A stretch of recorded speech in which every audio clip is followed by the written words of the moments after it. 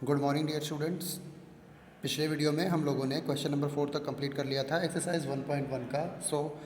अभी आज बात करेंगे क्वेश्चन नंबर 5 की। ठीक है, तो हम देखेंगे क्वेश्चन नंबर 5 में क्या लिखा हुआ है। यहाँ दिया हुआ है हमें कि name the property under multiplication is used in each of the following. मतलब क्या है कि ये नीचे जो ये कुछ क्वेश्चन दिए हैं, जैसे 1 2 3 तीन क्वेश्चन है ना आपके, ये और ये, इसमें कौन सी मल्टीप्लिकेशन की प्रॉपर्टी इस्तेमाल की गई है। तो ये प्रॉपर्टी सारी आप तभी बता पाओगे जब पहला वीडियो आपको क्लियर होगा। जो मैंने पहला वीडियो बना करके भेजा था इस चैप्टर का, उसे अच्छे से देख लेंगे तो उसमें सारी प्रॉपर्टीज़ मैंने बताई हुई हैं। ठीक है, उसको ध्यान से देखेंगे तो बहुत आसानी से क्वेश्चंस बता पाएंगे, आप वो कर पाएंगे। ठीक है, चलिए देखते हैं। मान लीजिए पहले ही क्वेश्चन की बात करता है। यहाँ देखिए दिया हुआ है -4/5 और इंटू क्या लिखा हुआ है 1। तो सीधी सी बात मैंने प्रॉपर्टी बताई हुई है कि जब किसी में भी अगर 1 से मल्टीप्लाई होता है तो क्या होता है, उस नंबर पे कोई फ़र्क नहीं पड़ता। -4/5 का फिर से -4/5 ही आ जाता है। ठीक है, तो ये कौन सी प्रॉपर्टी कहलाती थी? ये मल्टीप्लिकेटिव आइडेंटिटी कहलाती थी ना। ठीक है, तो पहले वाले में कौन सी प्रॉपर्टी लगेगी? Multiplicative identity. अब इस प्रॉपर्टी के बारे में अच्छे से मैंने जो है वीडियो में बता रखा अपने, उसको देख के समझेंगे तो बहुत अच्छे से समझ में आ जाएगा आपको। ठीक है, पहला मल्टीप्लिकेटिव आइडेंटिटी हो जाएगा आपका। दूसरा क्या होगा? दूसरा देखेंगे यहाँ पर, इसमें क्या है -13/17 और फिर -2/7 और बाद में क्या है, इसी को पलट दिया गया। पलट दिया मतलब सिंपल सी बात क्या हो जाएगी, कम्यूटेटिव प्रॉपर्टी हो जाएगी, क्योंकि दो नंबर हैं। अभी यही 3 नंबर होते तो एसोसिएटिव हो जाता, लेकिन फिलहाल ऐसा है नहीं, तो ये कम्यूटेटिव हो गया। ये क्या है, ये देखेंगे आप, इन दोनों को मल्टीप्लाई करने पे आंसर 1 आ रहा, तो आंसर 1 आ रहा मतलब सिंपल सी बात है, मल्टीप्लिकेटिव इन्वर्स। ठीक है, तो इस तरीके से आप जो है इसे कर सकते हैं।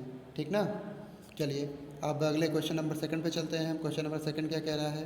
क्वेश्चन नंबर सेकंड में देखिए लिखा, सॉरी सेकंड कह रहा हूँ, मतलब नेक्स्ट क्वेश्चन नंबर 6। इसमें क्या कह रहा है? मल्टीप्लाई 6/13, मतलब 6/13 को मल्टीप्लाई करना है। किससे मल्टीप्लाई करना है? Reciprocal of -7/16। तो देखेंगे 6/13 ये है, इसमें मल्टीप्लाई करना है आपको। चलिए मल्टीप्लाई कर देते हैं, लेकिन किससे मल्टीप्लाई करना है? -7/16, इससे नहीं, इससे नहीं, इसके रेसिप्रोकल से। इससे रेसिप्रोकल मतलब इसी को उलट देंगे, मतलब पलट देंगे। तो 16/7, माइनस नीचे ही रहेगा ऐसे। हालांकि माइनस नीचे नहीं लगाते हैं हम डिनोमिनेटर में, माइनस को ऊपर भेज दीजिएगा। तो ये क्या हो जाएगा आपका, माइनस ऊपर भेज देंगे तो -16/7 ये हो जाएगा। तो मतलब 6/13 में -16/7 से मल्टीप्लाई करना है। मल्टीप्लाई करेंगे कितना आंसर आ जाएगा आपका? -96/91। बस यही हो गया आंसर। ठीक है, क्वेश्चन नंबर 6 हो गया आपका। 7 की बात करते हैं। पूछा है 7 में tell what property allows you to compute this. देखिए अभी मैंने इससे ऊपर वाले क्वेश्चन में 5th में बताया था कि अगर 3 नंबर होंगे तब एसोसिएटिव होगा। तो देखिए एक नंबर यहाँ पे 1/3, फिर इंटू है 6, इंटू है 4/3। ये 3 नंबर का मल्टीप्लाई है, इनको फिर वैसे लिख दिया गया है ना पलट के। तो ये कौन सी प्रॉपर्टी है? एसोसिएटिव। 2 नंबर होते हैं तो कम्यूटेटिव और 3 नंबर होते हैं तो एसोसिएटिव। तो यहाँ तीसरे 7th वाले में एसोसिएटिव प्रॉपर्टी हो जाएगा आपका। ठीक है, ऐसे ही क्वेश्चन नंबर 8। हाँ ये देखिए क्वेश्चन नंबर 8 और 9 बिल्कुल एक जैसे हैं। तो इसमें से मैं आपको क्वेश्चन नंबर मान लीजिए 8 बता देता हूँ, तो 9 आपको खुद से करना रहेगा। ठीक है, तो चलिए क्वेश्चन नंबर 8 में आपको बताता हूँ, देखते हैं क्या है। क्वेश्चन नंबर 8 में दिया हुआ है कि इज़, माने क्या 8/9 is the multiplicative inverse of -1 whole 1/8। मतलब आपसे पूछ रहा है कि क्या जो आपका 8/9, ये जो 8/9 है, ये मल्टीप्लिकेटिव इन्वर्स है। मल्टीप्लिकेटिव इन्वर्स है किसका? -1 होल 1/8, -1 होल 1/8। तो मैंने सिंपल सी बताई है प्रॉपर्टी आपको कि अगर मल्टीप्लिकेटिव दो नंबर्स अगर मल्टीप्लिकेटिव इन्वर्स होते हैं तो उन दोनों को मल्टीप्लाई करने पे आंसर क्या आना चाहिए? 1 आना चाहिए। तो बस सिंपल सी बात है। चलो देख लो, इन दोनों को मल्टीप्लाई करो और सॉल्व करने के बाद अगर आंसर 1 आता है तो ये दोनों मल्टीप्लिकेटिव इन्वर्स हैं, नहीं तो नहीं है। तो चलिए भाई कर लेते हैं, हम इसको सॉल्व कर लेते हैं। ये 8/9 है तो 8/9 ऐसे ही रहेगा आपका, इंटू यहाँ देखेंगे इसको सॉल्व करेंगे तो 8 × 8 और उसमें +1 ऐड करेंगे तो कितना आ जाएगा? 9। तो 9/8, लेकिन बाहर क्या है, मतलब सॉरी यहाँ माइनस का साइन भी तो है, यहाँ पे इंटू हो गया, ये माइनस का साइन भी तो है, तो ये माइनस का साइन भी यहाँ लग जाएगा बस। तो अब देखेंगे क्या हो जाएगा आपका। ये देखिए ऊपर 8 नीचे 8, ये कट जाएगा ऐसे न्यूमरेटर डिनोमिनेटर में, ऐसे 9 से 9 भी कट जाएगा। तो ये सारा कट के क्या आ जाएगा? 1/1, और माइनस का साइन है तो ऐसे -1/1 को फिर ऐसे -1 भी लिख सकते हैं। तो बेसिकली आंसर क्या आ गया आपका? -1। तो ये मल्टीप्लिकेटिव इन्वर्स है? जल्दी बताइए। नहीं, नहीं है। क्यों? इसलिए क्योंकि मैंने बोला था आपको कि इसका आंसर 1 आना चाहिए। यहाँ 1 तो आ रहा है बट उसके आगे माइनस का साइन भी है, जो कि क्या है, गड़बड़ है। ठीक है, माइनस का साइन नहीं होना चाहिए। तो इसलिए आपका ये जो क्या कहते हैं 8/9 है, ये इस नंबर किसका, ये 8/9 जो है, ये 8/9 है, ये इसका मल्टीप्लिकेटिव इन्वर्स नहीं है। तो लास्ट में लिख देंगे क्या करेंगे, सो क्या 8/9 is not the multiplicative inverse of, ये पूरा नंबर लिख देंगे जो भी है आपका। ठीक है, -1/8, ठीक है ना। चलिए, तो ऐसे ही आपका क्वेश्चन नंबर 8 यहाँ पे हो गया। क्वेश्चन नंबर 9 अब आप खुद करेंगे क्योंकि बिल्कुल दोनों सेम है, ठीक ना।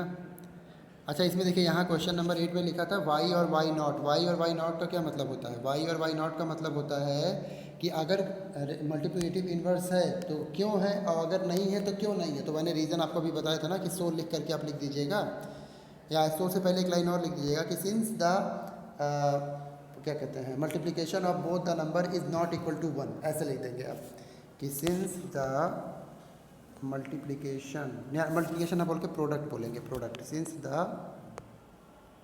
Product of both the numbers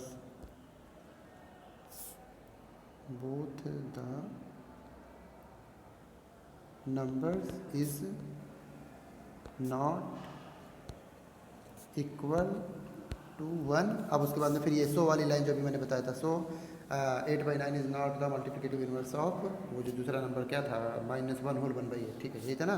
तो ये वाली लाइन लिख दीजिएगा उसके बाद। तो इस तरीके से मैंने यहाँ पे रीज़न भी बता दिया गया कि अगर है तो क्यों है और नहीं है तो क्यों नहीं, ठीक है। तो चलिए, इस तरीके से हो गया आपका क्वेश्चन नंबर 8। अभी बात करते हैं 9 की। 9 तो आपको खुद करना है।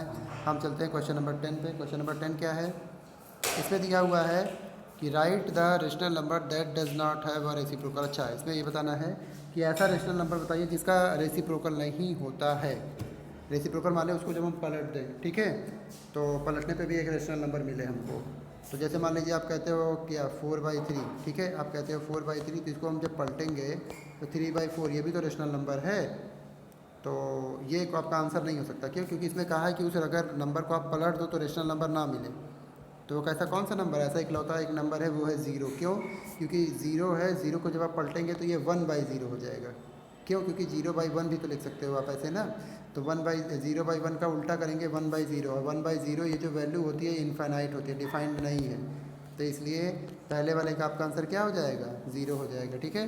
10th का पहले पार्ट का आंसर 0। 10th का सेकंड पार्ट क्या है, हमें बताना है the rational number that are equal to their reciprocal. अच्छा, ऐसा रेशनल नंबर बताना है जो अपने रेसिप्रोकल के बराबर है। तो सिंपल सी बात है भाई, वो तो 1 ही होगा, क्योंकि 1 को जब आप पलटेंगे तब भी, जैसे मान लीजिए 1/1 है, इसको पलटेंगे तब भी तो 1/1 ही आएगा।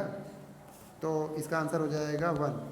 और ऐसे -1 भी होगा। क्यों? क्योंकि -1 को /1 अगर लगाते हैं, फिर इसको जब पलटेंगे तो 1/-1 हो जाएगा। आपको पता है कि नीचे माइनस नहीं लगाते, उसको ऊपर भेज देंगे तो फिर से ये -1 हो जाएगा। तो 2 नंबर हो गए आपके, 1 एंड -1। ये 2 नंबर ऐसे हैं जिनको आप पलटेंगे, उनका रेसिप्रोकल लिखेंगे तो भी वो क्या मिलेंगे आपको, तो भी आपको मिलेंगे वो रेशनल नंबर ही, मतलब उनके रेसिप्रोकल आपस में इक्वल होंगे। कहने का मतलब ये है। क्वेश्चन नंबर 10 का थर्ड पार्ट देखिए, the rational number that are equal to its negative. अब ये आप करेंगे, आप सोच के बताइएगा कि ऐसा कौन सा रेशनल नंबर है जो अपने निगेटिव के इक्वल है। नहीं, ठीक है। अब निगेटिव क्या होता है, ये एक प्रॉपर्टी मैंने आपको बताया हुआ पिछले वीडियो में, देखिएगा। क्वेश्चन नंबर 11 में देखेंगे, फिलअप्स करना है। तो चलिए 1-2 फिलअप्स मैं बता देता हूँ, बाकी आप खुद से करेंगे। जैसे पहला मान लीजिए दिया है कि 0 हैज़ डैश रेसिप्रोकल। 0 के कितने रेसिप्रोकल होते हैं, अभी जस्ट मैंने बताया आपको 10th वाले के पहले पार्ट में, इसमें कि 0 का कितने रेसिप्रोकल होता है, कोई नहीं, नो रेसिप्रोकल। क्यों? क्योंकि भाई 0 का रेसिप्रोकल 1/0 होगा, और 1/0 तो नॉट डिफाइंड होता है, तो ये नॉट डिफाइंड होती तो होगा ही नहीं फिर। तो इसलिए जो है 0 का कोई रेसिप्रोकल नहीं होता है। तो यहाँ हो जाएगा आपका नो, ठीक है ना।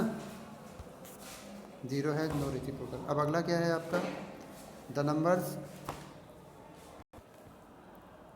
दूसरे क्वेश्चन की बात करते हैं 11th के, कि the number dash and dash are their own reciprocals. ये भी अभी बता चुका हूँ जस्ट, क्वेश्चन नंबर 10th का सेकंड वाला पार्ट, कि कौन कौन से नंबर हैं जो अपने रेसिप्रोकल के बराबर होते हैं। तो क्या होता है 1 और -1, इनका रेसिप्रोकल करोगे तब भी यही आंसर आएगा, ठीक है।